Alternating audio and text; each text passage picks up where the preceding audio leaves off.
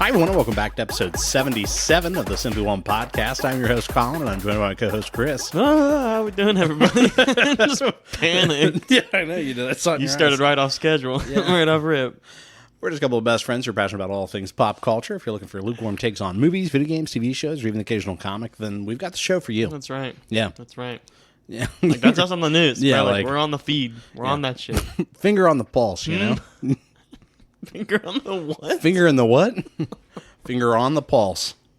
2 fingers in the pulse in an upward angle with a come hither motion. Gotta make sure they're healthy. Yeah. Like, I'm not checking their prostate. What do you...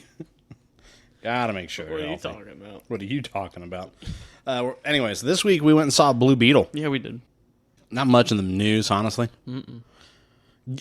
It's kind of sucks because, like, Gamescom is going on right now. Mm-hmm. So, like, tomorrow, this comes out on Wednesday. So, yesterday, on Tuesday, they will have done the opening night live. Okay. And then we'll get all kinds of maybe gameplay, trailers, things like that. We'll start to get first impressions from people because a lot of games will be available at Gamescom, like, to play. Mm-hmm. So, really, I mean, in the news, I figure I'll just kind of do some spitball-y stuff. We can chat about it and then roll. You know how much I love it when you spitball. You what now? You want to start with... we'll do a little bit of a follow-up about Modern Warfare. Yeah. So, last week we talked about how they just all of a sudden were like, hey, we're doing a Call of Duty this year. And everybody was like, oh, I thought we weren't. Mm-hmm. They're like, yeah, well, You thought wrong. Yeah. Your mama. Here's Modern Warfare 3. You mad. You mad. No, they...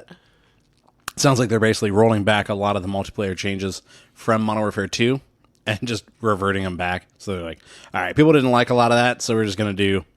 More campaign. The opposite of that. No. Basically, stuff like slide canceling, a bunch of like mechanical shit that people didn't like in Modern Warfare 2. They're putting in Modern Warfare 3 of like, sorry about that. Okay. And then they're actually bringing back They need to bring back dolphin diving. Yeah, from Black Ops, dude. Fuck. Dude, that shit used to be gas. I used to fucking cackle because I'd just be diving off of fucking like high ledges and shit. Dude, on zombies, Kinder No Toten, dude, running from the staircase and, and it just kill you, get you go down. Come give me. But so, speaking of, they're doing zombies in this one, except they described it as open world with somewhat of a story to it. Okay. And that basically you and 3 friends jump in and kind of run around, and it did sound like it might end up being a little Hunt Showdown-y, because I know that they tried to do, there was a mode on Call of Duty, I think Modern Warfare 2, or it might have just been a part of Warzone, but called DMZ, which was kind of an extraction shooter. It was kind of their Tarkov light, And now they might be going, okay, that didn't necessarily work, but we think there's something there. Yeah. So what if we did this, where it sounds like maybe some of the modes, it's you and other squads going into the open world and trying to accomplish tasks while also doing, so there's like PvE, VP. So there's, like in Hunt Showdown, where you're worried about the grunts that are walking around, but also that other player team. Yeah, they might be after you. Yeah. And so I think, that's kind of interesting. That's enough of like a, okay, that's different. That makes me go, I might check that out. Yeah, that does sound interesting. Do you remember when in Rainbow Six Siege they had like a zombies? Yeah, and they made a spin-off of that called Rainbow Six Quarantine, maybe? Yeah. That one kind of just disappeared on me. I heard that, like, I'm not sure if it's true or what. Like, I was talking to a couple buddies. I mean, this maybe a couple weeks ago. Yeah. And they're like, yeah, that never came out. But I'm like positive that I've played it before. So there was a mode in Rainbow Six Siege that was like that. Okay. Which inspired Rainbow Six Quarantine. Okay. But I thought Quarantine came out. I don't know. So I remember like videos and stuff, but I don't know if maybe that was like a beta, maybe. Yeah. You know what I mean? Yeah. But they just didn't do anything. Yeah, but who knows? And then as far as like the campaign goes for Modern Warfare, they are doing Makarov. And so actually, honestly, campaign-wise, if they're doing like a remake or a reboot, this seems more like the Modern Warfare 2 campaign. Yeah. Of like the original ones, where you've got Makarov. There's a little reference to the No Russian mission, where you see him. Yeah, they got in a lot of hot water back then, to the point where I remember loading up the game and it being like, hey, there's a mission in this that we don't have to include if you don't want to. And I was like, I'm 14. I'm not no pussy. Yeah, I'm Run on it. that. Run it. I'll shoot people in a Yeah, that made you kill civilians. airport. Yeah. Except they didn't. You can do the whole mission without shooting. Oh, really? Yeah, people are just monsters. We're all like, oh, all right. Pop, pop, pop. I'm with it. Yeah. But so I wonder what that version of that'll be in this. But like you mentioned, it looks like maybe You have Makarov to kill a baby. just throw it off a bridge. They got to really... They really got to up the ante. antes. Just kill a baby. Just throw a baby off a bridge. No Russian. What is it from? Oh my god, it's an awful movie. What's it called? Kung Pao. Yes. The baby's rolling down the hill. Yeah, it's that. Yeah. But Bye bye. Rolls the baby back down the hill. but no, it did. You mentioned it actually looks like maybe Makarov is on the plane, like using a 3D printed gun. Yeah. Where he brought it in parts, and then is able to just assemble it sitting there in the seat. That's scary. Yeah. That shit's fucking scary. Because it's like, oh well, okay. That, and again, I'd kind of talk to you about it. But I think the TSA stuff, they've been updated to see. I'm sure. Yeah. But it's that thing of like, okay, that's new technology and things like that. And you'd kind of asked me about it yesterday. Was that yesterday? Where you'd asked, because you haven't played the second one. You played Modern Warfare 2019, the campaign. And I really enjoyed the campaign for Modern Warfare 2. And I think a lot of other people did too. Just because it is kind of an interesting way of going, okay, this is now what Modern Warfare might look like. And so for something like that to be, this might be what modern terrorism looks like, or organized like that of, we're going to use this 3D printed weapon and shit. So spoopy. That is scary.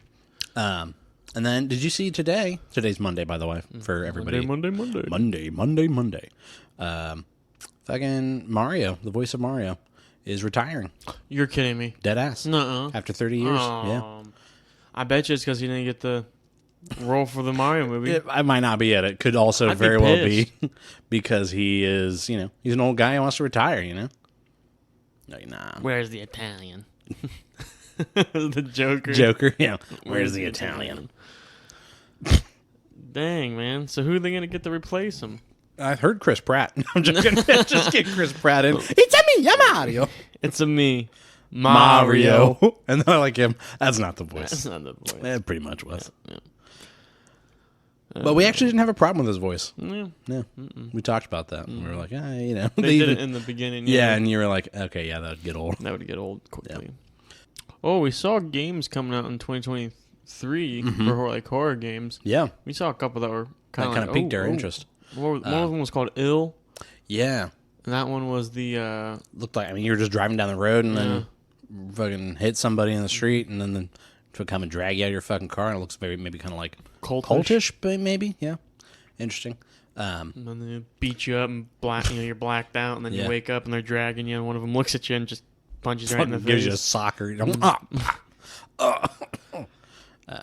Yeah, that looked interesting. That one was pretty cool. Oh, I know. Starfield. Again?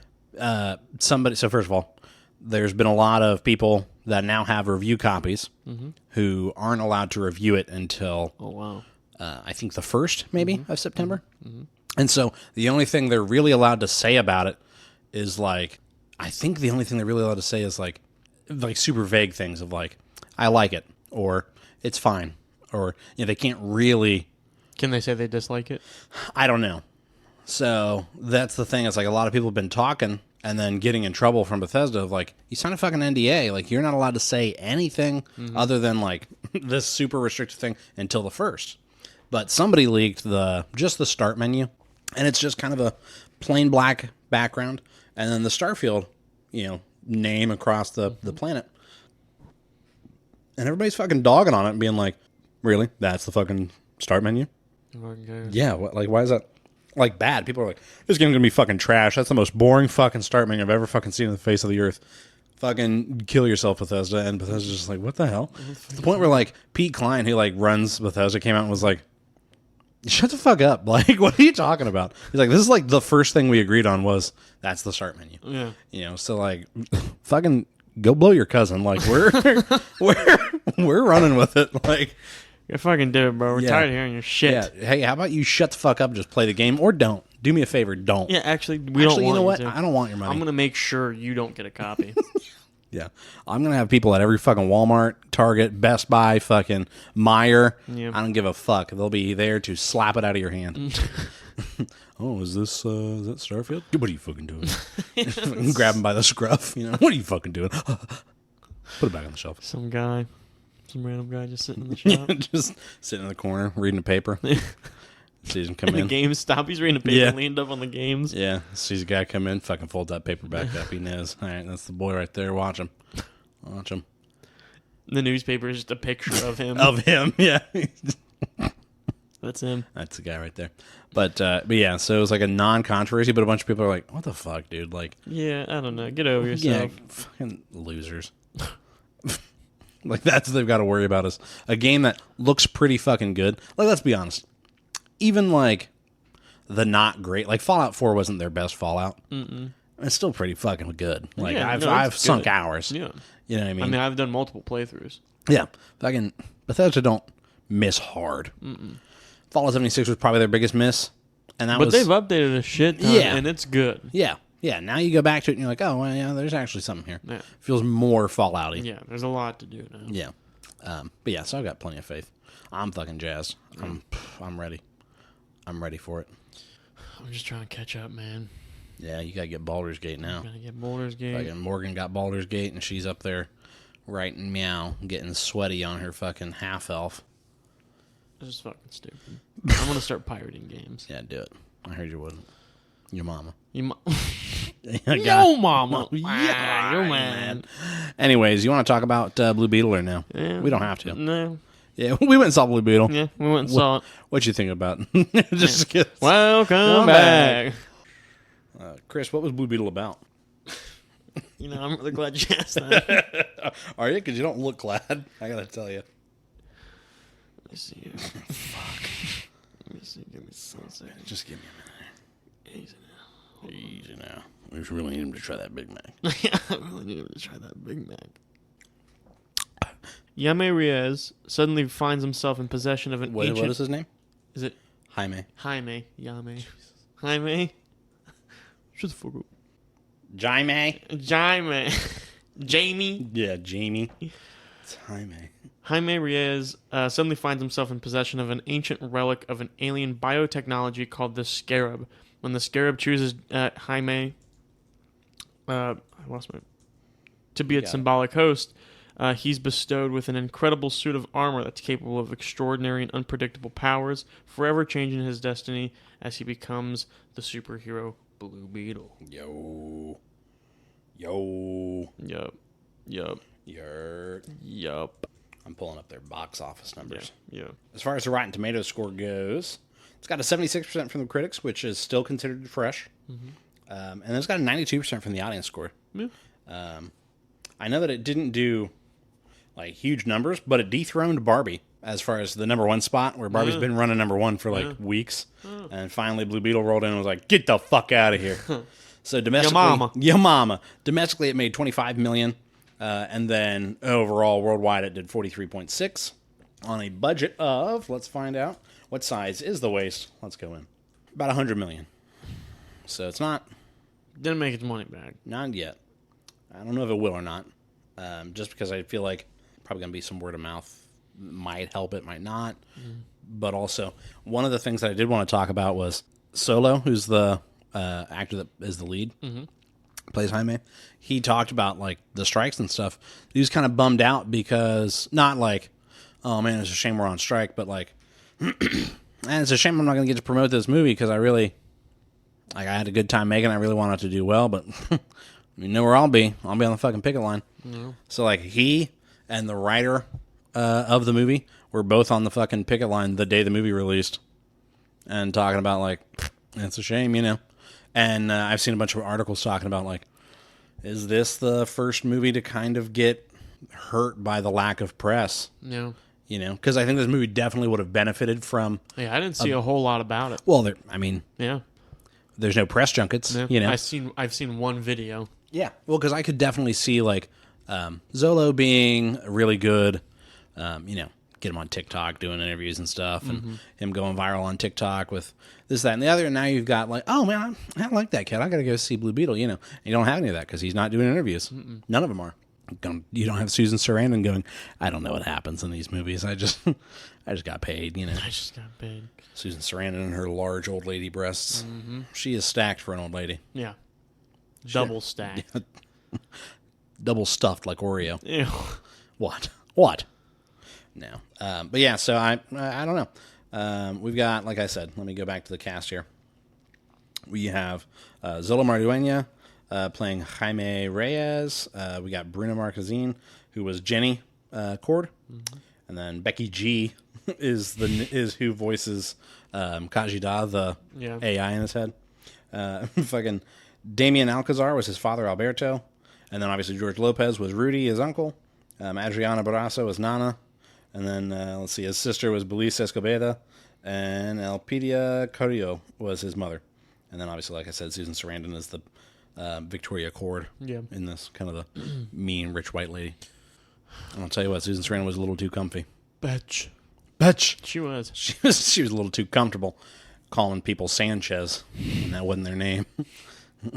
She did, too. She did. Like, often. Like, a lot. Yeah. Most of the movie. Sanchez, get in here! It's like, my fucking name's not Sanchez. Yeah. Have you seen the thing with Breaking Bad? And it's like, Jesse, like, or it was like, Aaron, your line was, Mr. White, I'm sorry. And he goes, I love bitch! That wasn't your line. What are you going on about? What are you doing, man?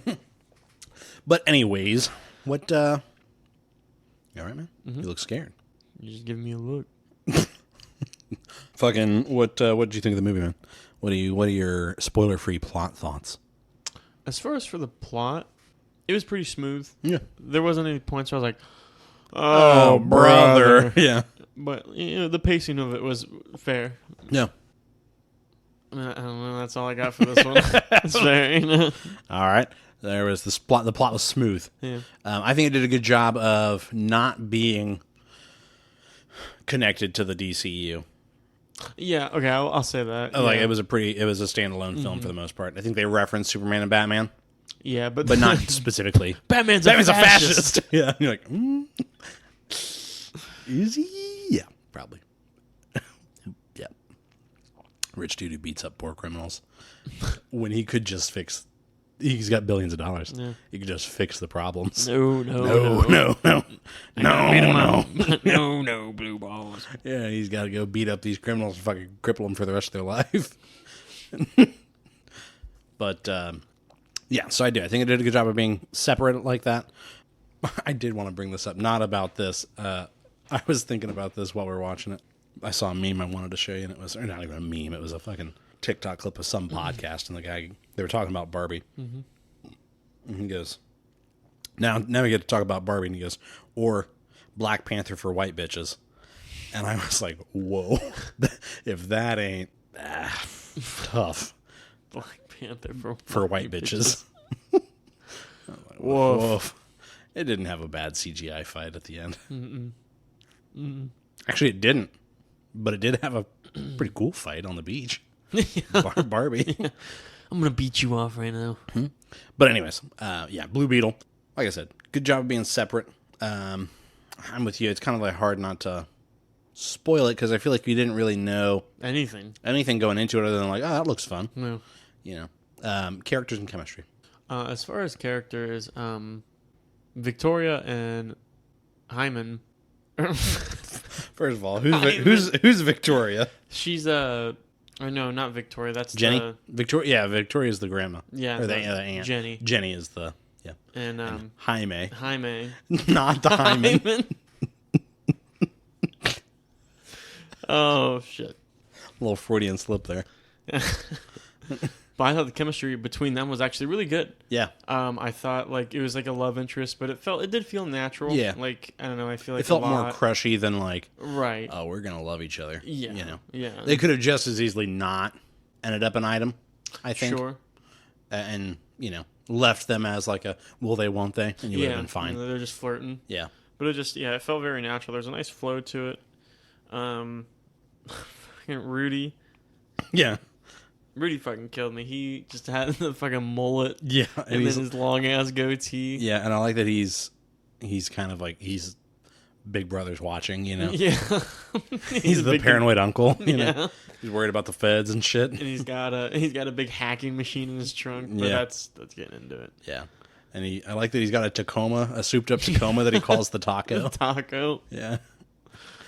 I'm trying to think.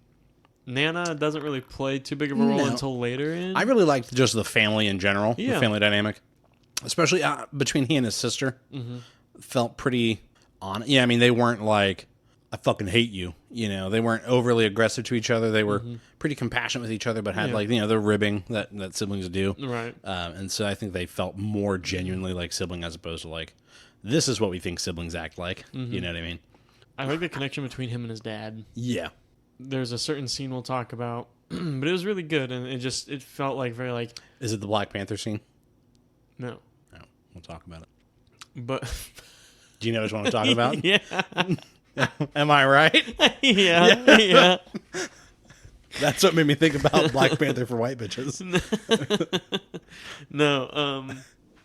But there's a scene that I was like, oh, that just seemed very like, yeah, that seems about right, and just like getting some of that wisdom from your father, being like, oh wow, like I didn't really think of it like that. Yeah.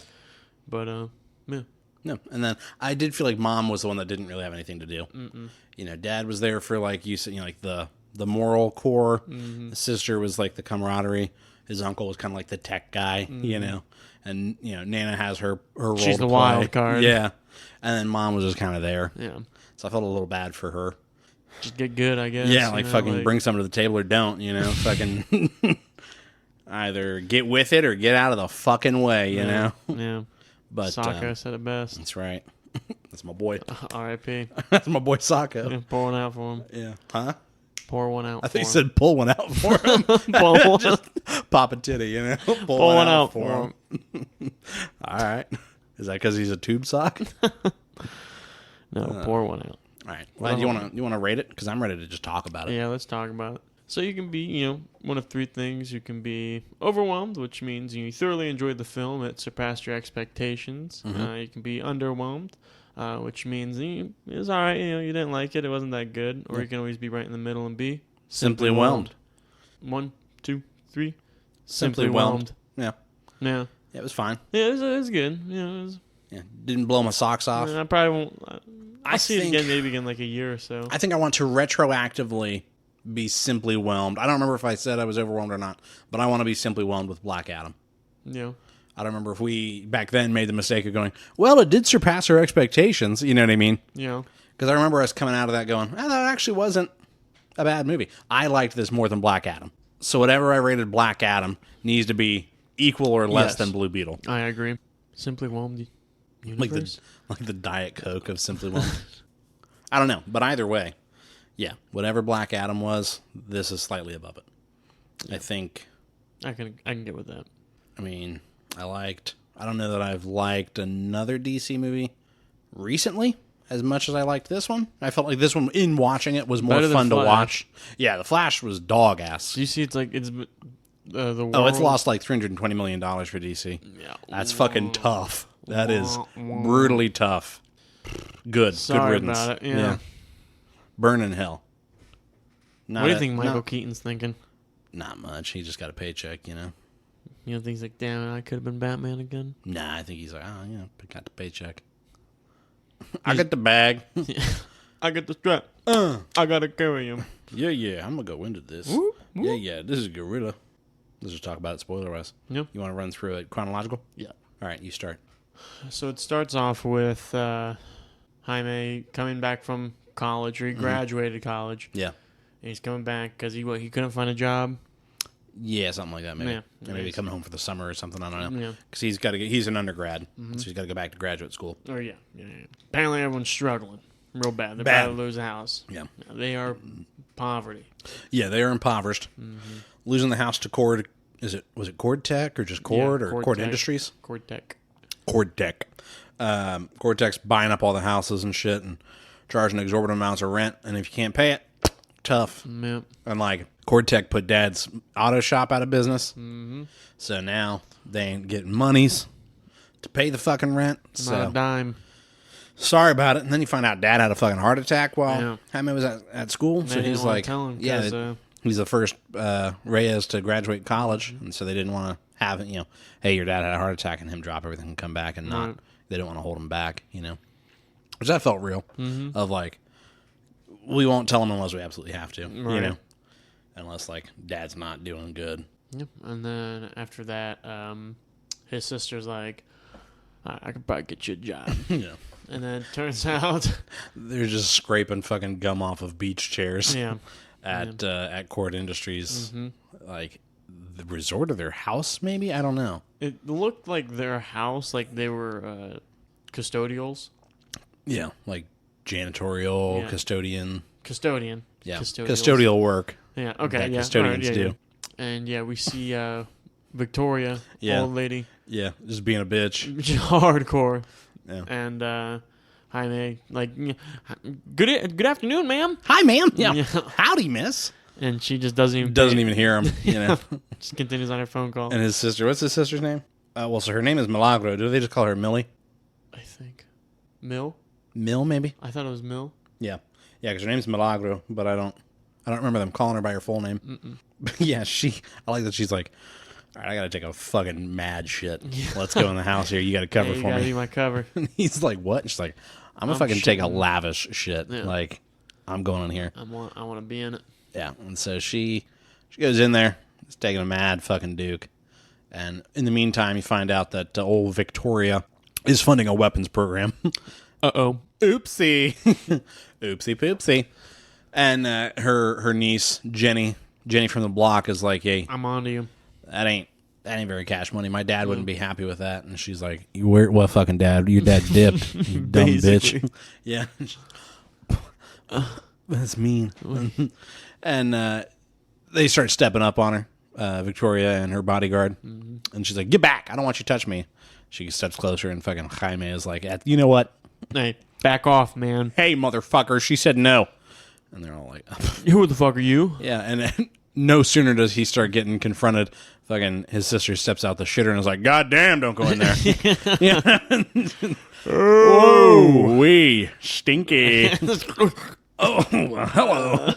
She's like, well, I think you both are probably fired. Yeah. All right. Yeah, all right, we'll see ourselves out. And so they get on there waiting on a fucking Uber. And, Jenny walks out, yeah. and she's all like, thanks for saving my hide back there. Thanks for sticking your neck out for me. And he's like, that's not all that stuck out for you, baby. Then she's like, but that wasn't necessary. Yeah. Like, I can fight my own battles. He was like, no, yeah, You're right. you're right. And then she's like, but I do feel bad that you lost your job for it. So come Bunch by Cord Tech, and I'll probably be able to get you. get you a gig. Yeah, find your job somewhere else. And he's like, yes. Bet. He turns around and his sister's like, dude, you're in like Flynn. That bitch is wetter than water. Yeah. Like, Slick. he's like, you fucking think so? She's like, I know so. Sister says she's into him. Yeah. She said she was wetter than water. And he's like, you think so? She's like, I do. I know so. She's like, so here's what we're going to do. When you go in for that job interview tomorrow, you're going to really put on the charm because We need this. we need this. Yeah, you could be the anchor. Like, if she's the sugar mommy. What do they quote the I show can't think from? it was a show, and it seems like maybe it's a telenovela Yeah. that they're all watching, and I don't remember what it is, but it sounds like it's basically a poor Hispanic lady meets a rich white guy and makes money, and they're like, but you're gonna be she's the rich white guy in this scenario, and you're Maria. And he's like, okay, yeah, because then he goes back and his whole family's basically like, yeah, you're gonna fucking do this for us. Yeah. He does have a nice heart-to-heart with his dad on the front. Yeah, that's what I want to talk about. Yeah. Just because, when they were talking, he was like, I just feel so bad. Like, I feel like I could be doing something. I really let you guys down and stuff like that. And then he's like, I don't really know what I'm doing. No. And his dad's like, I don't know what I'm doing. Yeah, me neither, Chief. He goes, but I know my purpose right now is to be here. Yeah, it's having this conversation. With you. I was like, ugh. What's this? Yeah. Stop it. It makes me think of Ultron. What is this place? Yeah. Fucking daddy issues activate, you know? And you're just What? What is this? what did you do to me? Like fucking Balder in the first God of War. You can feel pain now. What did you do to me? But and so they're like, oh yeah, and so that kind of like gave him motivation to Yep. I got to do this because Yeah. this is my purpose right now. And the whole family shows up to take him In the to taco. in the taco to take him to this job interview. And they're all beating on the hoods and beating on the top. And his fucking Uncle Rudy is talking about like, we'll bring back a Molotov cocktail and burn this place to the ground. You're like, Jesus. Yeah, you look like one of them corporate assholes. It's Jesus Christ. He's telling somebody that's walking by in a suit, like, I don't get out much, you know? Yeah. He just kind of has to hang his head and go in. His Nana makes him come back so she can bless him. Yeah. He's like, okay, thank you, Nana. You know, and he goes back and walks straight into reception and is like, hi, my name's Jaime Reyes. Miss Jenny Cord. I should have an appointment with her. And she's like, all right, Jamie. And he's like, it's Jaime. You know, and she kind of then calls him Jamie again. And he's like, okay, you know. You just go ahead and take a seat. And so he's sitting there waiting. In the meantime, fucking Jenny is sneaking around, impersonating not Sanchez, using his security clearance card to get into the lab, and finds the Blue Beetle, the Scarab, just chilling on the motherfucking. It looks like it's just sitting on a motherboard, getting knowledge. Milked. They're milking that Scarab, milking that Beetle, milking that Blue Beetle. What is it, Milker 2000? Yeah, the Mega Milker 9000. Yeah, it was Mega Milker. the Mega Milker. That movie's so fucking good. That was a good movie. Like, they hit everything on it. Yeah. But the Mega Milker. Yeah. Yeah, anyways. So they're milking the Scarab. Yeah, the Scarab's getting getting fucking sucked dry of all of its knowledge. Yeah. And she's like, yoink, takes that, puts it in a fucking burger box. It just dips. Because not Sanchez was eating burger. Yeah. And, so she just left his burger perfectly sitting on the table there. And is like, hip-a-dip-a-doo, making a break for it. Fucking, he figures out that the Beetle's been ganked. So he fucking sounds the alarm. And, fucking building's going on lockdown. Fucking Jaime sees Jenny. Yeah, like he's like, he's on her. And he was jumping escalators, like, bouncing. I was like, man, he's going to get kicked out. Yeah. This man wants a job for the family. He ain't leaving here without a job. No, if it ain't here, he's going to prison. Yeah. He told her, like, I'll do anything, you know. And she's like, you said you'd do anything, right? And he's kind of like, within reason, you know. Yeah. He's kind of worried. And she's like, take this and fucking go through those doors and just fucking don't come back. No. Don't touch it. Don't do anything. Don't open it. Just carry this box. He's like, you got it, ma'am. No problem, baby. And it takes it home. Fucking his family very quickly is like, we're going to open this fucking box. Find the Scarab. They all start passing it around, throwing it. It's playing monkey in the middle with him. And he's like, well, stop it, guys, you know. And he ends up catching it out of the air. And it very quickly latches onto him. It was pretty fucking horrifying. Yeah, it was like a horror movie. Yeah. Which I thought was an interesting aspect. Yeah, of like how scary would that be? Mm-hmm. And like, I'm pretty certain that Uncle Rudy's right. I think it went up his ass. You think? Yeah, because you see it going down the back of his shirt and into his pants. And then he says it's inside him. I thought it just burrowed into his back. I don't think so. I think it went up his asshole. How would it get where it's at? Burrowed up through the skin and stuff. Oh, it's going to break through the intestines? Hey, man, you know. It can regenerate him. That's true. That's true. It can fix him. He was screaming, like, hard in pain. Yeah. All of his clothes were being burnt off. His skin was getting covered in the thing. That's a weird thing of, like, you're just going to be naked anytime you get out of that suit now. Yeah. You're going to have to figure some way around that. Does that mean he's naked? Yeah, he's naked in the suit. Yeah. It's just a second skin. He's just running around. Imagine him fighting, like, I don't know, somewhere where he's going to get mollywopped. And he's hanging brain they're breaking his armor off him. Yeah, and he's just got a ball hanging out. He's just hanging dick and nuts. And sorry, I'm gonna get a towel wrapped around him. I'm gonna get a fig leaf, you know. He's fucking wearing a loincloth fighting him because he's dangling on him. So yeah, he goes through a really horrifying experience where like the fucking claws come out of the back and are stabbing into the ceiling, and he's being involuntarily just moved around. He's screaming. His fucking family was his fucking uncle's screaming like a bitch. They're all fucking saying Hail he's Marys and possessed. shit. Yeah, praying. Nana's fucking like giving him blessings, Yeah. lighting a candle for him. Fucking he goes away. He flies off. Yeah, the jet's Suit's going. doing basically first time setup tests, testing the boosters and shit, and he eventually is like, I gotta get back home. He flies all the way up to the atmosphere. Yeah, he gets up into technically space. into space. Yeah, Which I thought was really cool. talking about like equalizing pressure and shit for him. Which makes me think, do you think they're gonna do like interplanet travel? Maybe. Do you think that's something they teased at? I don't know, man. I think that'd be cool because Yeah. you don't really have a whole lot of DC characters that can do that. Besides, like, I mean, you have Green Superman, Lantern. Green Lantern. That's Yeah. the biggest ones, but they're probably not going to touch Green Martian Lantern Manhunter. again. Oh yeah, they are. Remember they're doing the Green Lantern show, the Green Lantern Corps, where it's gonna be like a detective show. Oh, that's right.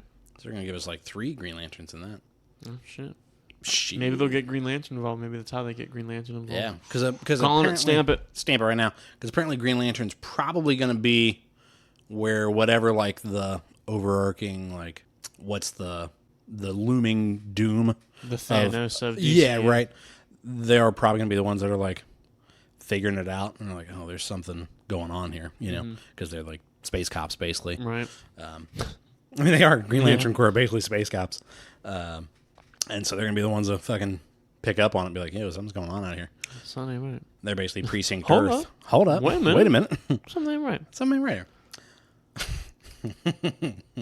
So he gets back home and is like, that was fucking weird, wasn't it? His suit falls off him, or he goes back into the Beetle, and he's buck naked, and everybody's like, yo, put your fucking willy away. Put your dick away. And he's And, like, why y'all apparently he's looking? got a tiny dick. Yeah. Like Nana was kind of like, basically looks like when he was a kid. Like, damn, this fucking 22-year-old man's got a fucking little kid dick. Like he's Micro penis. Yeah, that ain't good. Hate to see it. Yeah, it's a shame. He could still be Chime. guy, but Be anything you want. yeah, you can be whatever you want. But he didn't seem too proud. No. He was pretty embarrassed. Yeah. That Nana's like, damn, you got a little kid dick, and he's like, it's not that small, man. Go away. Come on now, give me a blanket or Come something. on, Come on, King. So yeah, they give him a fucking blanket, and he goes to bed, and then he starts to get dressed, and realizes that he's got just a horrific, like the Beetle is protruding from his back. Mm-hmm. He's like, well, that's fucked up. Looks like a skeleton. His Spine skeleton, is kind of out, yeah. And because it's basically creating symbiosis, like the symbiote from Spider-Man. Yeah. Spider-Man. Spooderman. Apparently, and it does come up in this. I was interested. I was like, I wonder if that's like true to comics. So there have been 3 Blue Beetles. But really only one that counts as like DC. Well, 2 that count as DC. So because it's a character that they bought from like Charleston Comics. But Ted Kord is the Blue Beetle, and then in like 2006 they did this version with Jaime Reyes, and that you do find out that the Scarab is an alien weapon, basically. And so this did actually follow that run of comics pretty closely. So they kind of went the Ant-Man route of like, okay, yes, there have been more than one Ant-Man. Hank Pym was the Ant-Man, the original. He already exists. He was already Ant-Man in the MCU. Now you've got Scott Lang, And in this case, they went, yep, turns out there was a Blue Beetle in the past. That was Ted Kord, Jenny's father. And now you've got Jaime doing it. So, he goes and finds Jenny, isn't that right? Yeah. After he gets back home and was like, I gotta fucking figure this out. I gotta go back because I'm freaking the fuck out, man. So he rolls up on Jenny, and she's running from the cops, basically, running from Kord security, jumps in the taco, and they peel out of there, but get not the fuck before out of there. the back end gets shot up. Fucking lose the tailgate. Yeah. And he Gets shot off. Yeah, so he rolls up on the house, and Uncle Rudy's out there fucking screaming and crying about the taco being fucked up. This is the first time Jenny's meeting everyone. Yeah, and so they're all having a nice little chitty chat. Fucking Rudy's very skeptical, and so is the sister. Rudy's more like, what the fuck's her deal? Like, the Kords don't make good tech. She's a spy, shit like that. And then the sister's more just like, You're she's a corporate fucking piece of shit. you're a fucking rich fascist. Like, I don't know what to tell you. And they all. Oh, I did. Sorry, I've got IMDb up over here, and they're running a trailer for The Nun too. Oh, That trailer scared the fuck out of you, dude. Dude, I jumped out of my skin, I know. bro. At the theater, that shit came on, and she grabs that bitch through the By vent. the throat. Yeah, and you're like, "Pow!" Yeah, Dude, I mean, I jumped out of the seat. If you rolled that popcorn in your lap, you'd have fucking thrown it. Dude, yeah, that scared me. That scared me then. Yeah, sorry, I just saw it and was like, I gotta talk about that. But yeah, so they come up with a plan that they got to go get the key to go do the thing. Jenny thinks she knows where they can find out how to get the scarab out of him. Yeah. But they got to go back to Cord Tech and get the key to that place. Yeah. So Uncle Rudy's like, I got just the machine to knock out their security. Yeah, I'm just cool. I'm just built like that. Turns out he's just been animating a fucking show. Like, that's his show.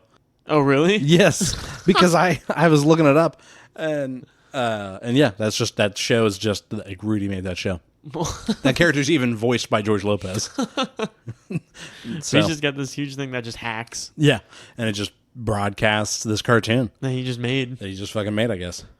That's fucking dumb. So yeah, he just basically hijacks their security system and is just playing this cartoon. And they break in.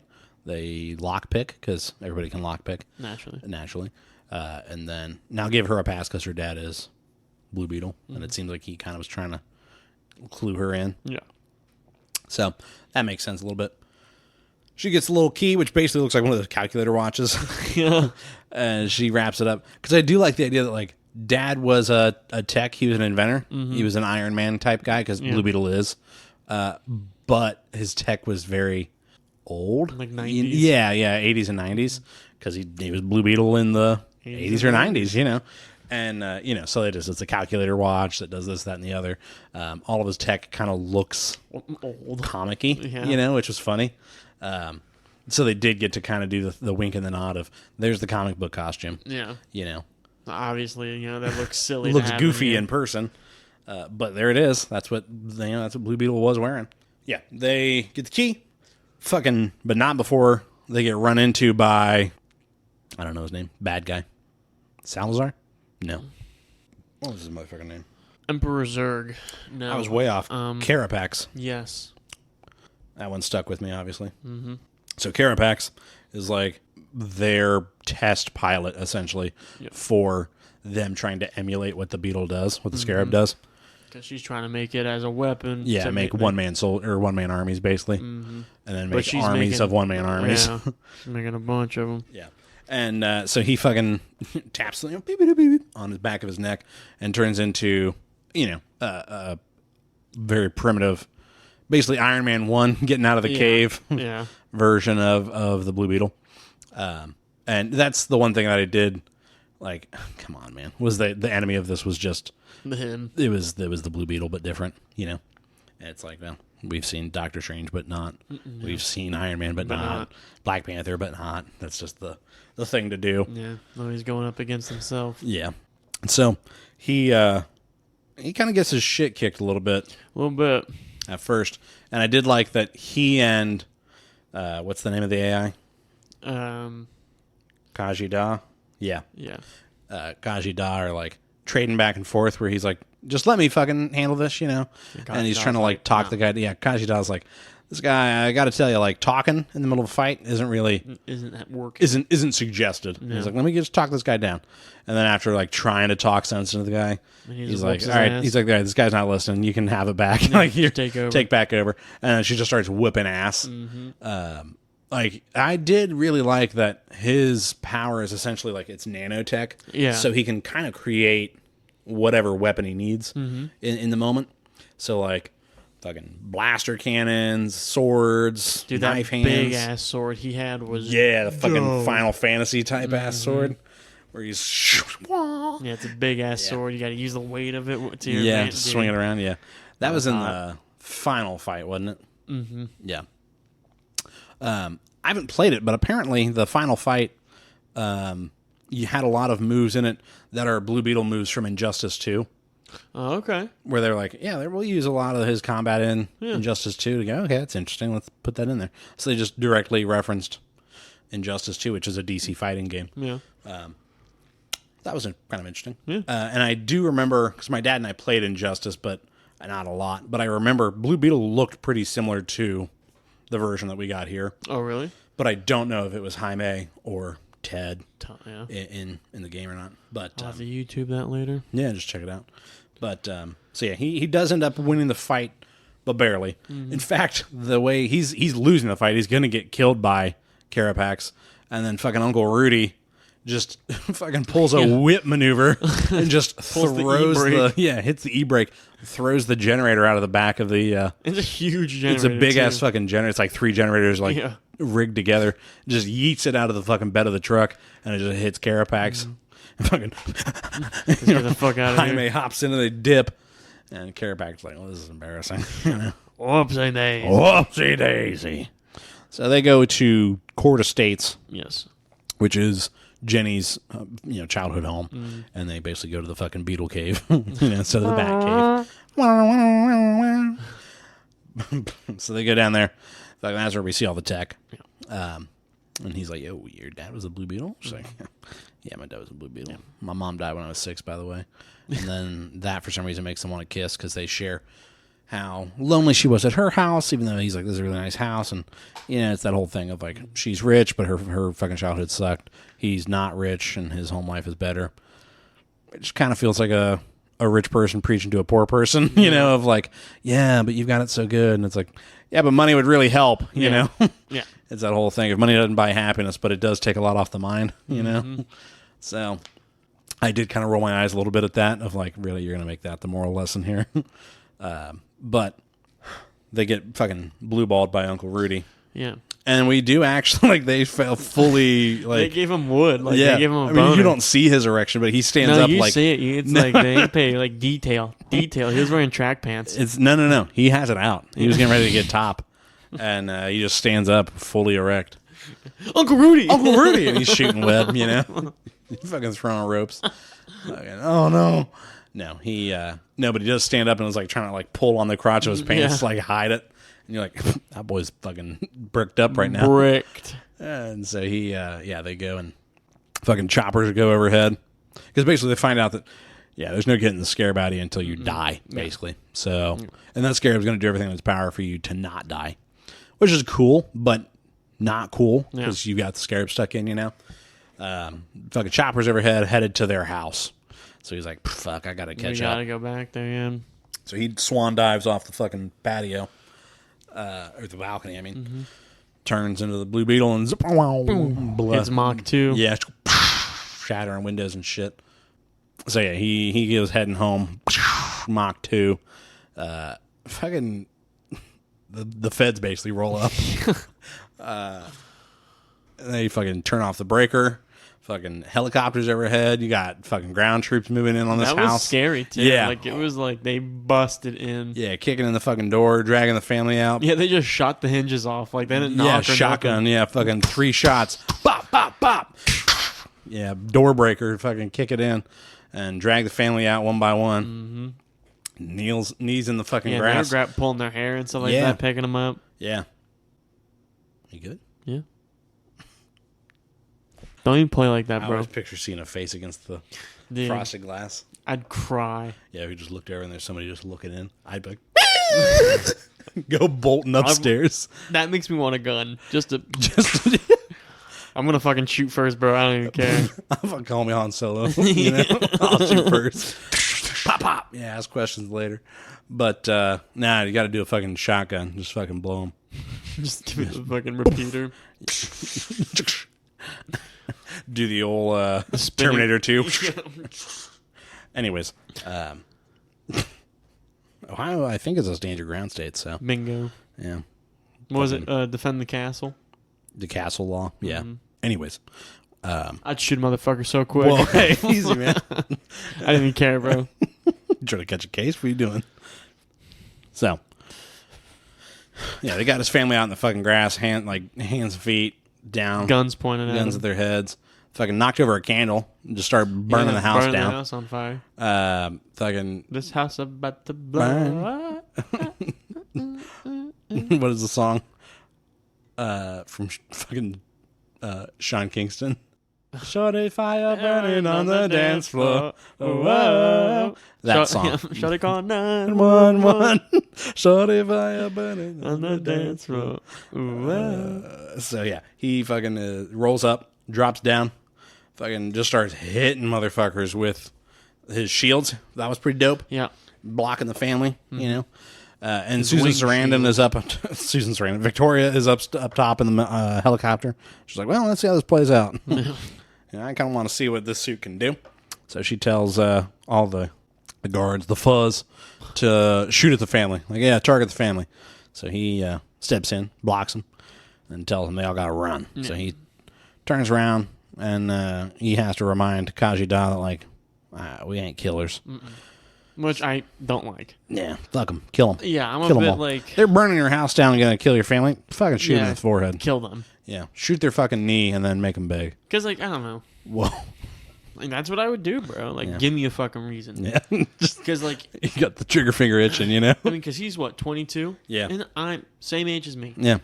If someone came in here busting and musting and pulled you all out, had you at gunpoint... What are they doing to me? They're pulling you out. They're pulling you off. I'd shoot them in the back of the head. I'd kill them on like, right where they stood. Yeah. Now I'd go find their families. Pardon? But I wouldn't even think about it twice, man. I'd pull their wallet out, find their fucking address. So he doesn't do that. He's instead got, like, kinetic cannons. You know, it's like, boom, crowd control, throwing ass back. He's fucking twerking. But then he does get a pretty interesting weapon that, like, basically is a giant staple gun. And, like, you know, basically pins people down. That was interesting. Because, like, he's pinning people to the fucking... Like, that one dude, I'm pretty sure he did kill, that he sent through the windshield of the fucking car. Oh, yeah. I'm like, there's no way he went through that and didn't at least get really fucked up. Yeah. Because he went through a tiny-ass space. Like, crushed him. At speed. Yeah. Like, enough to bend the car. Yeah, that man died. So, congrats, Batman. You know, you might not kill, but you did maim. Like, you changed those guys fundamentally. Like, he can't. They won't be the same after that. He can't walk. He's gonna be fucking eating through a straw. They're gonna have to fucking reteach him his alphabet. You good, my guy? It's got me thinking of those. It was a big horror trend on TikTok where it was like an alternate version of you. Oh yeah, but they're just smiling and they look all like eyes like doppelganger horror. Yeah. That gives me the willies. That actually. If you see someone that looks like you know, don't make eye contact. Lock doors. Yeah, do not look at them. Yeah. Do not engage with them. Yeah, and they're just. Yeah, and they're just right there, and it's just fuck. Yeah. Because like, what are they? It's giving me goosebumps. It's the easiest way to. Doesn't help that we're sitting in a room that is just windows. Yeah. Got the fucking back window here, front window there, window behind me. Hate that. Hey, we're still here to tell the tale, baby. Yeah. Now we've been here. Where you at? Yeah, we done been here since day one. So, anyways. Every day. Anyways, fucking, while his family's making a break for it, fucking dad just has a big old massive heart attack. No, they shoot him. No, bash him in the face. That's what it was. They hit him in the face. Yeah, they fucking gun to the butt of the gun, bash him in the mouth, and then he has a full on heart attack. Yeah, like he's like it's okay, like everything's gonna be fine. Right. We're gonna be all right. And then he just has a big old fucking widowmaker drop. He's done. He's done, son. Fucking Nana and the mom and Rudy are across the street. Or no, Rudy's not there yet. His sister. Mill did a really good job, like crying. Yeah, like, I was like screaming and crying. I was like, "This is fucking sad. This is real." Yeah. And then they fucking shoot the Blue Beetle with basically a grappling gun and reel his ass in. And it seems like maybe it's giving him a constant electric shock, so that the suit's basically turned off. I guess overloaded. So he's immobile. They fucking load his ass in the chopper and they dip. I thought they were going to take his sister, and they just didn't. So, because they didn't really need her. They got the Beetle right there. Yeah. So, took him and his family, you know, fucking Rudy and Jenny roll up too late, you know. And, you know, bad news bears, dad's dead, right, on the ground. So, they all have their little moment. And I did like the Nana, kind of like, all right, we got to go fucking save Jaime.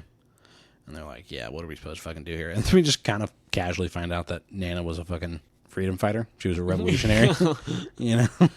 And, so I'd seen the shot in the trailer where she's wielding a minigun, and I was like, oh, brother, you know? And in this, it still is a little oh, brothery, but they at least are like, well, she was a freedom fighter, and you're like, oh, okay. All right. All right. I'll allow it, I suppose. Yeah, Grandma. Nana, how are you holding that minigun so perfectly? And she's like, Just in the background. Ay, ay, ay. yeah.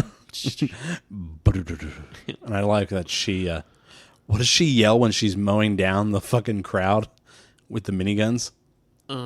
Yell something to the effect of like death to the imperialists. Yeah. You're like, oh, Nana's having a fucking flashback. So they devise a plan. They're going to go get Jaime. So Jenny's like, I think I can help. So they all go back to the Beetle cave. To the Bat cave. Blue Beetle. Blue Beetle. And they just get in his Beetle, like he's his little... I didn't like that Rudy, George Lopez, just knew how to fucking fly this thing? Yeah, it was odd. I was like that. Yeah. Okay. Yeah, but, you know, what are you going to do? Yeah. Someone had to, you know? I guess. Probably should have been Jenny. Yeah, or an autopilot system. Yeah. That would have made sense. Yeah. So she, they fucking roll up with fucking guns, and the sister has like the power glove, the Nintendo power glove, except it's got a shield in it, it's got a fist in it, like a hologram-ish thing, but it's solid enough. Yeah.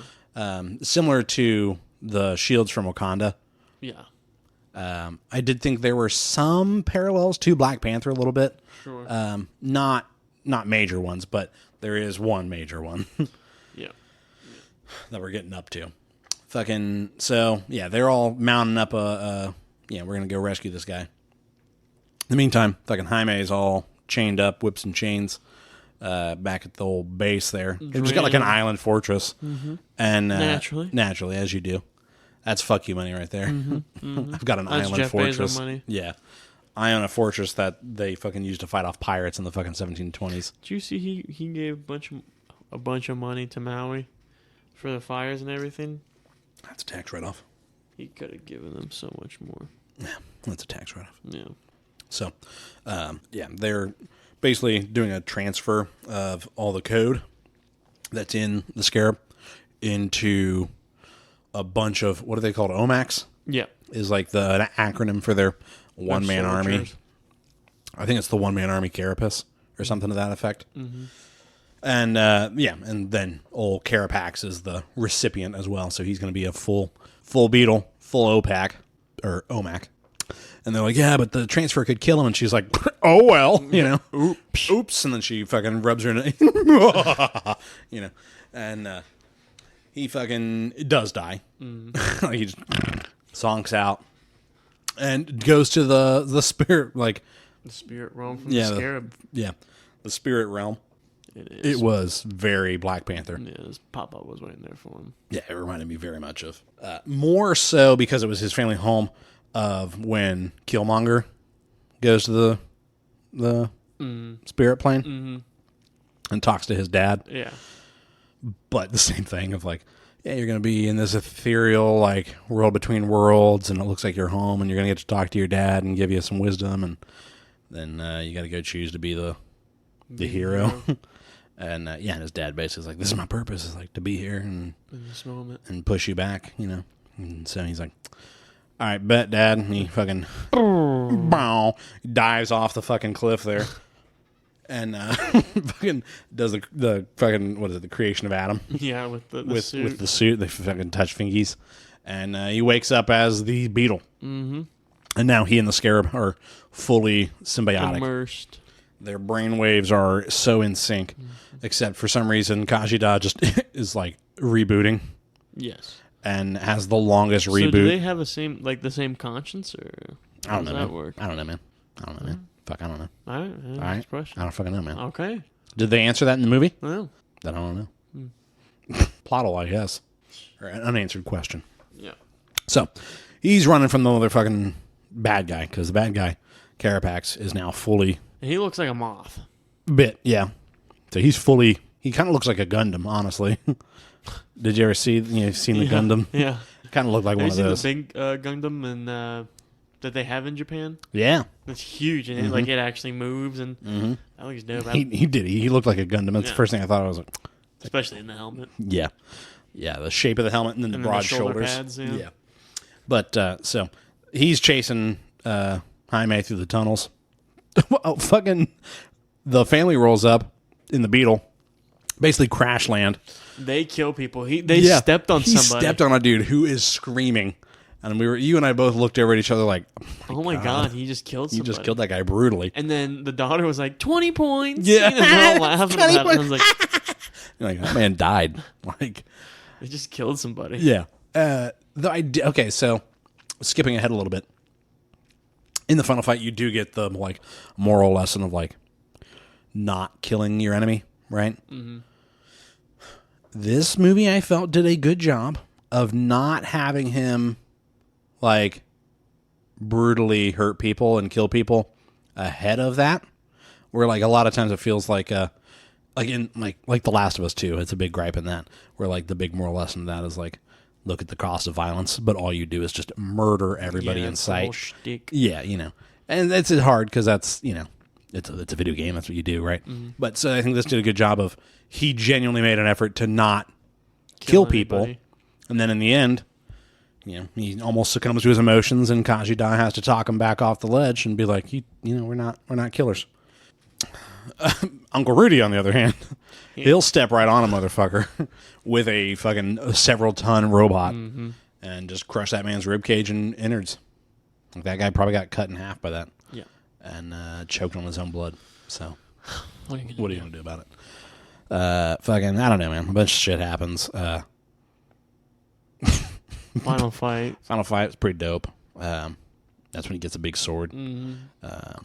Cool sword. Yeah. Did some cool sword shit. Yeah, do some cool sword fighting. They duke it out for a while. He thinks Rudy gets got. And then he fucking goes... at one point, it did feel like he definitely did like a Kamehameha. Yeah. I don't remember what he said, but it was very... Like, he was charging up his powers! And then he released his powers, and I was like... Ugh. Yeah, that's my thing. Is I just feel like there's a couple of those moments. That was kind of cringy. But nothing so egregious that I was like, Jesus, come on. Yeah. You know? I will say, at first you were like, I don't know about this kid's acting. I thought he did a good job by the end. I think by the end he did really good. I think there's just a couple spots in the beginning I was like... Yeah. I think you were being too quick to judge, because I even kind of blew you off. And, you know, it was like fucking 10 minutes of the movie. You're like, I don't think this kid's a good actor. How about we just fucking watch the movie, huh? And you're like, okay. All right. And then he turned out to do a pretty good job. Yeah. So, you know, who was right? We both were. That's right. He had some bad scenes, but not a bad movie. Mm-hmm. Yeah, and so Susan Sarandon. He fucking. Oh, yeah. So Kajida, he thinks Rudy's been killed, so he goes fucking berserk, Buck wild, and just starts beating the shit out of Carapax, like giving him the business. Yeah. Fucking punches his helmet off and shit. Pulls out a sword and is just going to stab him in the face. And Kashida's like, whoa, hey, easy, man. You said we're not killers, you know? And he still tries to do it. Yeah, he's like, yeah, fuck you. And she's like, well, no, wait. I've seen this man's memories. Let me show you what I've seen. War crimes. Yeah. Like, hard. Carapax being a child in a war-torn country, witnessing napalm being dropped on maybe a sister, maybe a like little girlfriend as a kid, whatever, right? Either way, there's some young lady who's like, hi, whatever his name is. Is Carapax his name? I think. That's a dumb name. You're telling me. Either way, she's like, Carapax, and he just washes a fucking F-16. The napalm. Just bombing him. And then the house just explodes, and and you and I both were like, mouth agape, looked over at each other like, Jesus, why is this so intensely heavy? And then we both like, try not to laugh, because it's the fact that we're like, my God, this just got dark. A PG movie. This is a PG-13 like superhero movie. And then they just hard leaned into, look at what American exceptionalist, imperialism is, and we're like, oh my God. Yikers. So how about them Cubs, huh? So he is definitely like, oh man. And then you find out like Carapax basically was a child soldier. Yeah, because they picked him up and were like, "You're gonna work for us now." Yeah. You're coming home with me. Kill that guy. Yeah, I mean, literally, it was like shopping. Susan Sarandon like walks up and like looks at a little kid in the corner, and it's like, yeah, it'll do. Put a helmet on him, get him a gun. And you're like, Jesus. So which was weird because then it felt like there was sexual tension between them, but only on her behalf. Yeah. It felt almost sex slavey. What do you think? It definitely wasn't his idea. It didn't seem like he was like, damn, hot mama. Mm-mm. It felt like she was like, Well, I come thought the on. necklace that he had was of his wife and daughter. I don't know. But either way, she was like making him touch her chest and stuff. Not like squeeze her tit, but like putting his hand on her heart. But it was definitely like, felt very intimate. Yeah, it did. So I don't know what that was. If they weren't going for that angle. When she started sucking him off, I mean, Yeah, when she gave him the tit job, I was like, whoa, what is happening here? Susie, baby, chill out. cut it out. That wasn't even in the script. Uh-uh. So, yeah. And so as fucking revenge, he just like overloads his suit and then drags her ass into a fire. I was like, by her whoa, my hair. God. Yeah, has her by the fucking scruff like a bad dog and just drags her ass into the fire and then just explodes like a nuclear device. I was like, my God. Yeah, and again, you and I just slack-jawed. Just, oh my God. He just fucking drug her into a fire as she's screaming. We were like, and Kashi was like, we better fucking get out of here. Bounce. I'm going to go ahead and say it. We better make like a banana and split because this ain't going to be good. So, and it was not. No. And they all fucking go home and, Cry. yeah, they do cry finally because now we can Now's the fucking time to cry. stop and relax and think about Dad being dead. And then they go and have a funeral for Papa. Come back to the burnout house and they're like, well, now what? And the neighborhood all comes together and is nice and Has a cookout. has a cookout on their behalf. And that was very communal. And then Jenny's like, I run fucking Cord Industries now, Cord Tech. We're going to fucking give you your house back and rebuild it for you. Can't rebuild all the sentimental value in it, but you'll have a fucking place to lay your head. So he's like, or alternatively, you could fucking put me up somewhere nice, you know? So that was kind of cool. But then he just straight up like putting the hard moves on Jenny. And I looked at you and I was like, his dad ain't the only thing getting buried today. Yeah. Because I'm like, come on, man. You just got your fucking dad in the ground and he's over here like, I'll give you a ride. And she's like, oh yeah, with what? And I was like, whoa. And then he fucking put the suit on and I was like, oh. Whoa. Oh, That felt like a porno. You know, I don't have any money. I can't pay for this pizza. Yeah, I don't have any money. Maybe I can pay you some other way. I'm like, what? I was like, yo. There's my straw. Oh. You're like, so, yeah, I don't know, man. That's all I got. That was pretty much the end of the movie. Post-credit scene, mid-credit scene was like Ted Cord coming over the radio in his basement, Yeah. being like, I'm fucking alive. And they're like, oh, shit. Is the other Blue Beetle going to come back? We're going to have two Blue Beetles? And they're going to fight an even bigger Blue Beetle. I got a Blue Beetle for you. What does that even mean? I don't know if any of this is even going to matter because the way they talk, I don't know if this movie is actually the first. It's not. Like, Blue Beetle, the character, will be in the DCU, and I believe it'll be this version of. I don't know. It's super vague and weird. Do you think they're going to connect it in the second one with the other Blue Beetle? He's in another multiverse? I don't know, man. I do not know. That's the messy part of James Gunn liking this movie enough that he was like, I want that Blue Beetle. Mm-hmm. But then being like, but not like, I don't know. It's a weird line. We'll have to find out. Yeah, we'll have to find out. So that's all I got, man. What you been thinking about? I think what you meant to say is, welcome back to Chris's Cryptid Corner. That's not what I meant. Hmm? That's not what I meant. I meant what you've been thinking about. Yeah, my cryptid. Oh, all right. What you mean? I'm fucking with you. Just throwing off your jive. You're just your being jive. rude. Your vibes. Welcome back to Chris's Cryptid Corner. I'm your host, the douche. So, I know last week I was saying I was going to talk about the Backrooms. Yeah. And so here, I'm going to be talking more about them. I know last time I went over... Kind of gave like the vague description, basically. The overview. And so, here, let me pull it back up. Pull it back now. One hop this time. Bow. One hop this time. Bow. Right foot, right stop. So I'll give the same description I gave for last time.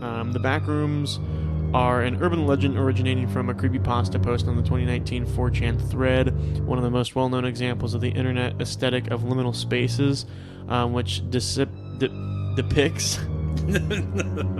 depicts usually busy locations as unnaturally empty. Yeah. The Backrooms was first described as a maze of empty office rooms that can only be entered in no clipping out of reality. Yeah.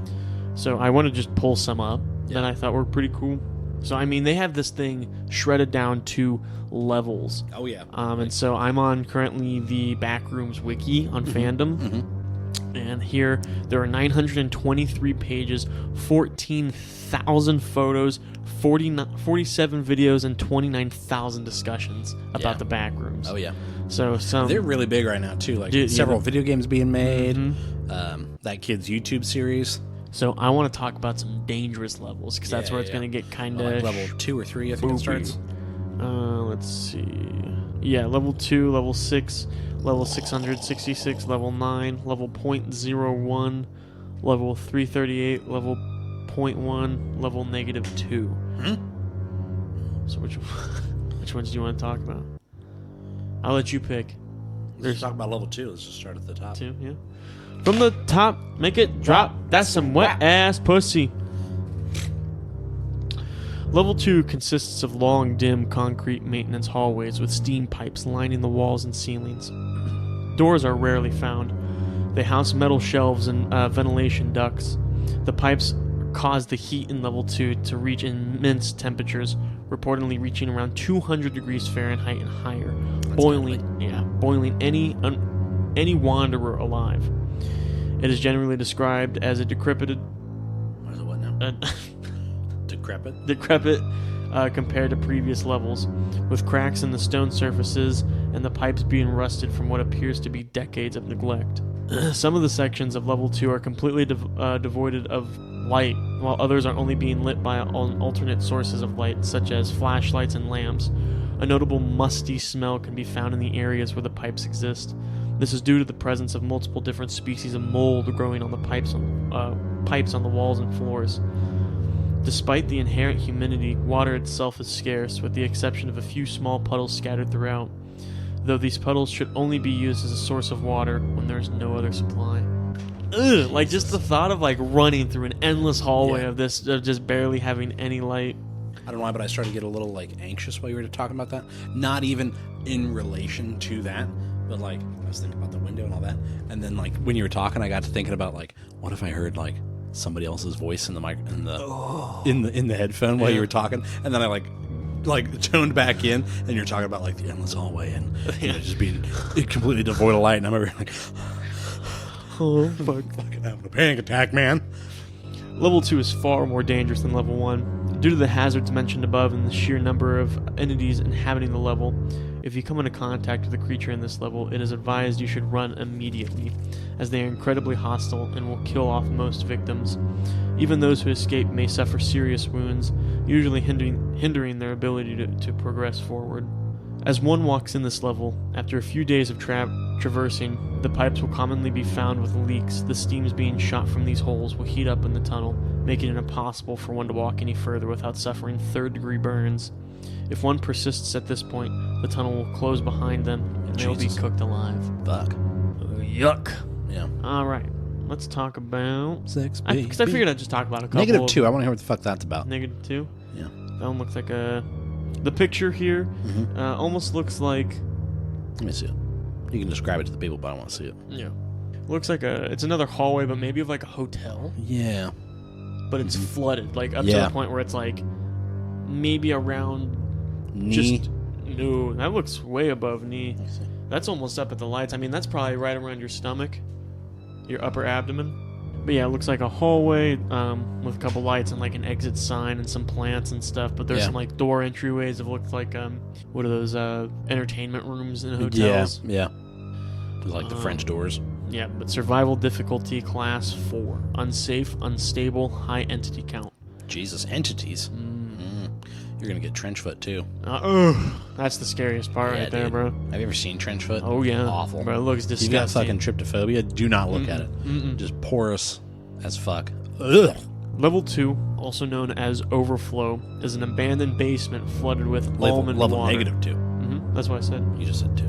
Level -2, also known as Overflow, is an abandoned basement flooded with almond water. Did you say almond water? Almond water. Ew. The almond water is 2 feet deep and is not recommended to drink. It looks more than 2 feet, but okay. That's probably about right. Waist height. Well, I mean, if it's 2 feet, it's probably That's probably like probably knee is to your height. knee. Yeah, which is what I was saying. But it does look a little bit higher. It looks than that, higher in the picture. Yeah. Believe us, we are right Yeah, here, come not on, them. yeah. Not them.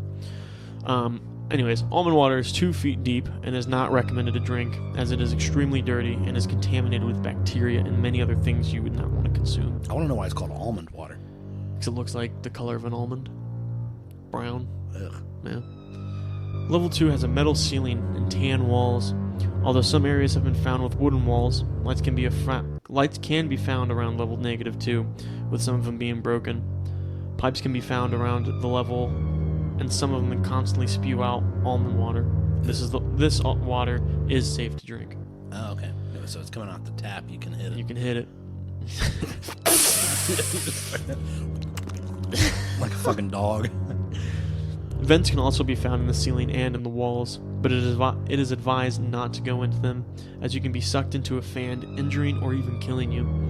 The vents are also flooded, but not nearly as much as the main level. With the water being as shallow as a puddle, garage doors can be found, and they will lead into a large room with the walls stretching up infinitely, with the almond water running down the walls. Old shabby furniture, such as couches, cabinets, and shelves, will be all around the level.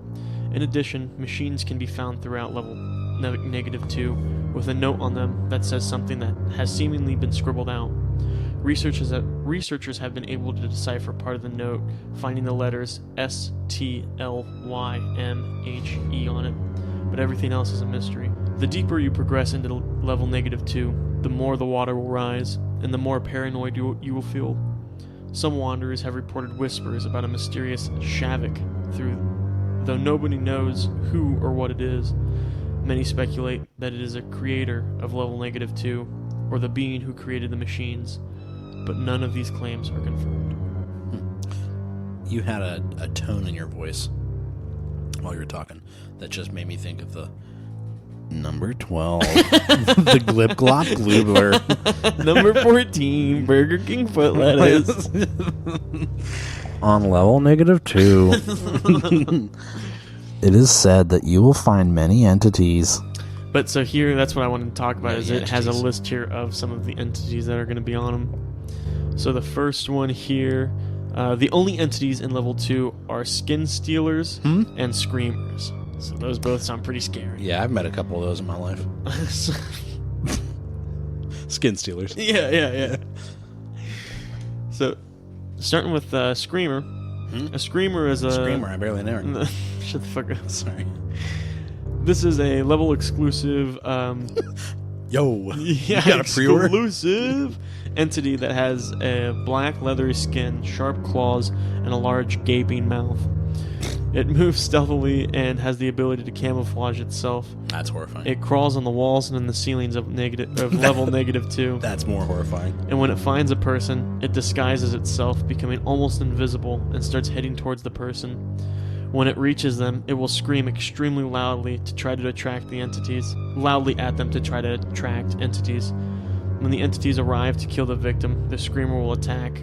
The screamer will attack its victim to try to steal the victim's body and eat it. So it'll crawl up on the wall, can't see The only it. thing more horrifying would be if it just stayed under the water. Ooh. That's my worst nightmare. I hate things being in the water. Let's see about Like, I saw a video of these dudes in a boat in the Amazon, and you see a fucking anaconda swim past them, and you can just kind of see its back over that of the water. And I was like, No. thank There's just you, nothing you dude. can do. You can't run. No, you're fucked. If that Yeah. thing grabs onto you, fucking You're done. yell, "I love you, mom." Yeah. You know, because you're dead. So skin stealers. They're in Entity 10, more commonly known as the skin stealers.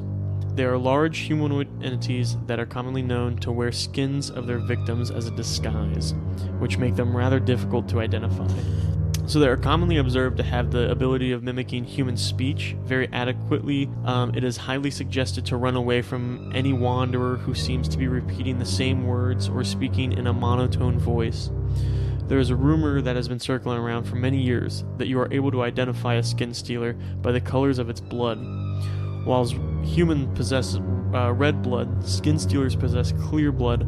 Although this rumor has been proven true by an unknown group, it is heavily advised to focus on other signs and not this.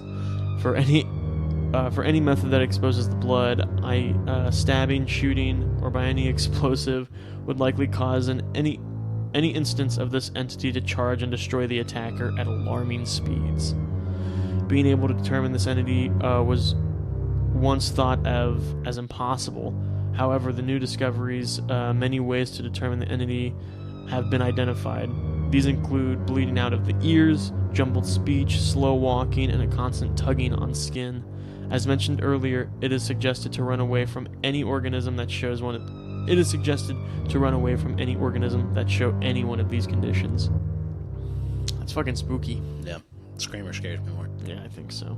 Let's see. And then there's like entrances and exits. So entrances to level -2 to make sure that you don't accidentally whoopsie daisy. Level -2 has an anomalous property that makes anyone near an entrance of level -2 feel the urge to go into the level. To enter, you can do one of these methods. Going through the doors of level -1. I don't know how that works, so okay. Alright. Following the arrows on the floor in level 14 and going through the door at their end.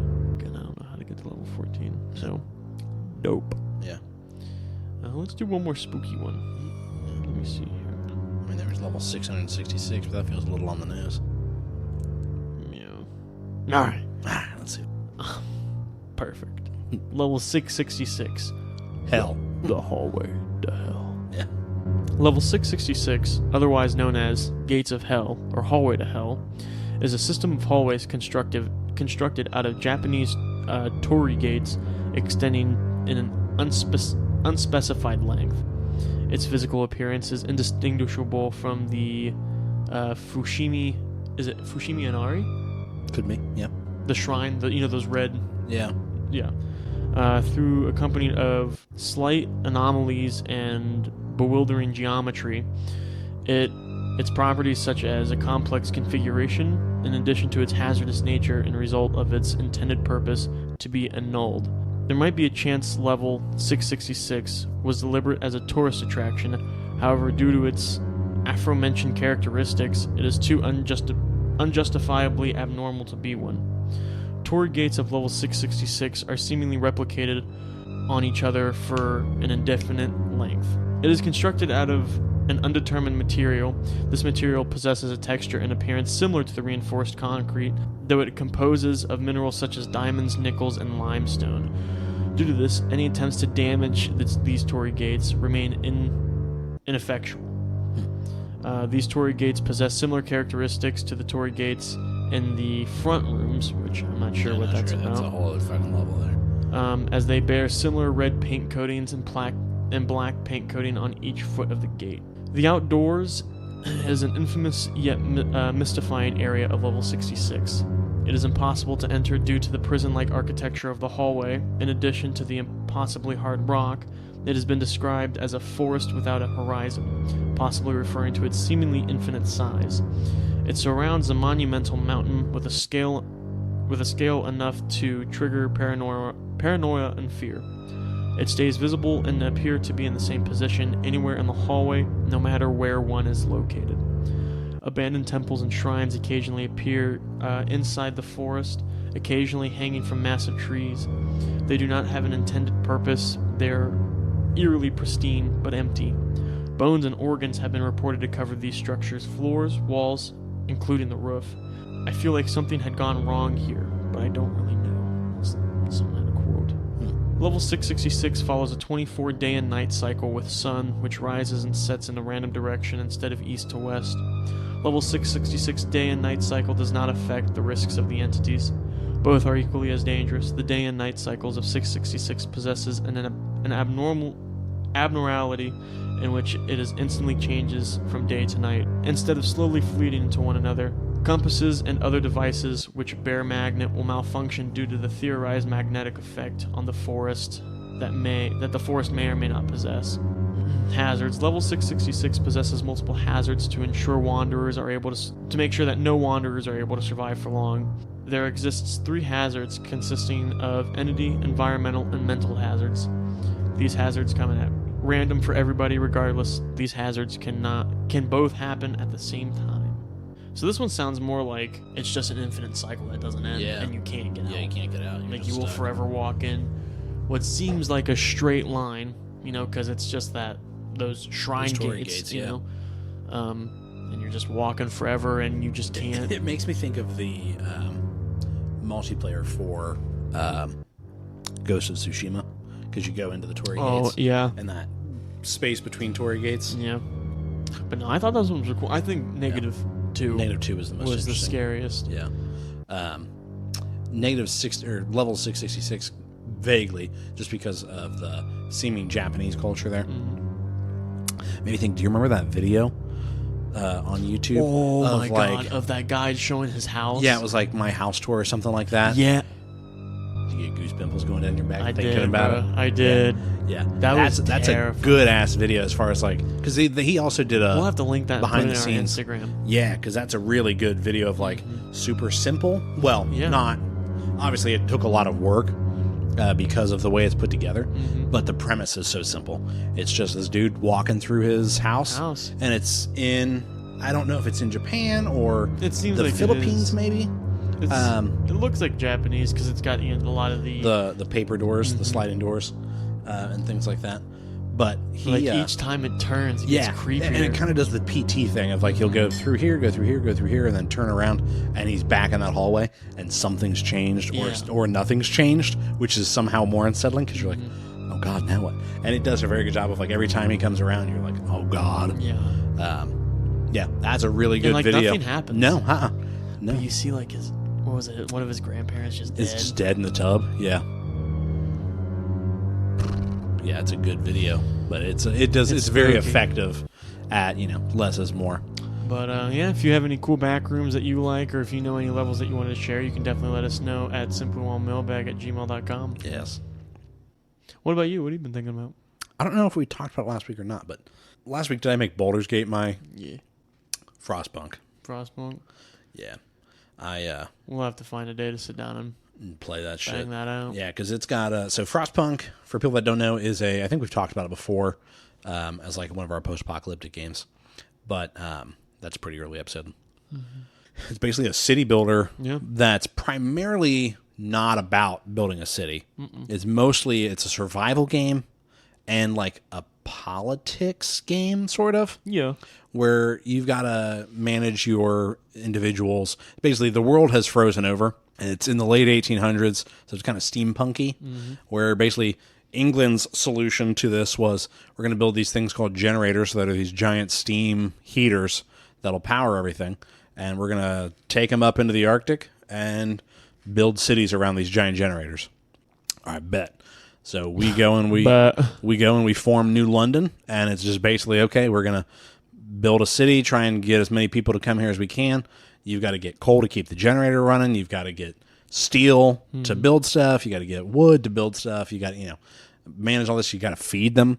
And so it's a juggling act from that standpoint. And then, it turns into you got to measure their hope and their discontent, where, sometimes you've got to make hard decisions. Like I remember the one that we really wrestled with, but ended up going with it, was child labor.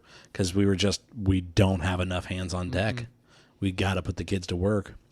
And it kind of does like a half measure, where the first thing is the kids can do gathering, and they can work in like the cookhouses. And so like, okay, that's not bad. Yeah. If you got to put the kids to work, let them cook the food, let them work in the kitchen, and then they're just moving coal. Yeah. They're not doing anything. But then you can take it a step further and do the dangerous jobs too, where you got the kids in the coal mines. Yeah. And we're like, oh, and you got kids being killed in mining collapses and the black lung and shit. And and then it does a really cool thing where you start unlocking a different path. Instead of like making laws, you're now deciding, are we going to rule through like an iron fist, like an autocracy, or is it going to be like a religious dictatorship? And so when you and I played through it, we chose the autocracy, and like you got fucking guards up guard posts up and shit, and people eventually just they will not lose discontent. Is that the one that's fine? It's hope that you have to worry about? Yeah. Or is it the other way around? No, it was this. They won't. Yeah, they're won't fully try, obedient. Yeah, they're not going to. And so we were like, Jesus. We got these people whipped into shape. Yeah. Or else, right? And we had them wrapped around our little pinky. Yeah. And then basically the climax of it is like, oh man, there's a giant storm coming. The big freeze is coming. And you've got the Ice Age. It's the Ice Age. And you've got to just stock up for it. And that was fucked up. Yeah. Because it gets to be like fucking negative 120 Yeah, we just degrees. turned our generators full heat. Yeah, turned it to full and basically, try and stockpile coal, turn the generator on and hands off, Because it gets to a point where it's so cold outside that nobody's going to work. Yeah, you can't. So you're just hunkered down in your homes. And we went from like 160 people. We had a huge settlement. Yeah. We went from like 160 people down to like 40 Yeah. by the time the storm broke. And we were like, holy my fuck. God. But by God, we made it through. Yeah. Came out the other side. Survival of the fittest and all that. Well, come to find out, there was an expansion that came out that's kind of like a soft sequel called, what was it? What I said was called like On the Edge.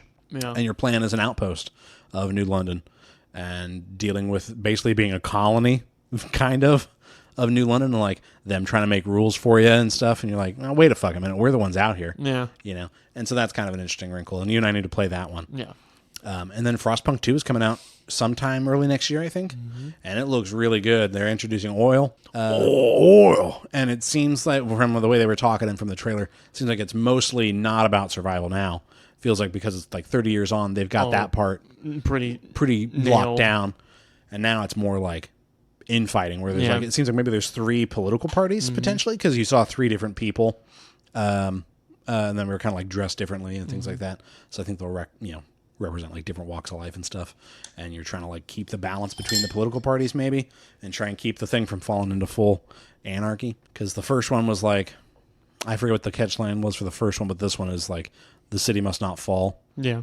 And so it's like, yeah, you got to try and keep I think the first one was maybe the city must not die, or the people must not fall, or something to that effect. Like that. And now it's, now you just now this thing's here, and it looks like it's a much bigger city too, which is kind of cool to see, like them having built a actual city around this thing. And now you just got to worry about the politics of it all, which I think is the most interesting part of the first game. Yeah. I'm excited. I am too. Not a sponsor. It's just a very good game. I think it's on PlayStation now. I don't know if it's on Xbox or not, but pick that shit up if you ain't played it. That's good. Gas. I think that's all I got for you, Chief. You got anything else you were thinking about? No. All right. Well, then, if you guys enjoyed this episode, thank you so much for listening. Be sure to give us a great review, thumbs up, and all that stuff. Mm-hmm. Make sure you're liking, favoriting, subscribing, whatever the verbiage is on your audio streaming service of choice. That way you get notified when we post episodes. That's right. I was a little late on the draw last week. That was my B. Yeah. It didn't go up until like noon. That's all right. But people still heard it, so it was still on Wednesday. Mm-hmm. And then, if people had questions, concerns, wanted to tell us about if they played Frostpunk, what they thought about it, what they thought of Blue Beetle, because it sounds like not a lot of people went and saw it, even though, I don't think it deserves to do poorly. Mm-mm. I think out of the DC movies, this is the one that needs to make probably up there, make the money. Well, you can always take a look at our YouTube, which is the Simply One Podcast, our Instagram as well as Simply One Podcast. Our Twitter handle is whelmed_simply, or you can always leave us an email at simplyoneMailbag@gmail.com. We also have Facebook. And our Facebook as well, which is also Simply One Podcast. Yeah. Bingo. Next week, I don't know. We'll come up with something. Yeah, we always do. We ain't done a comic in a minute. We also haven't done really video game in a minute. Mm-mm. We haven't done a... we kind of did. I was going to say we haven't done a listicle in a minute, where we just talk about some of our shit that we like. Well, we had a listicle before we did our Zombies. movie. That's what I was saying. Yeah, we did. I don't know. We'll come up with something. We always keep it fresh. Yeah. Keep it chill. That's another episode. Bye.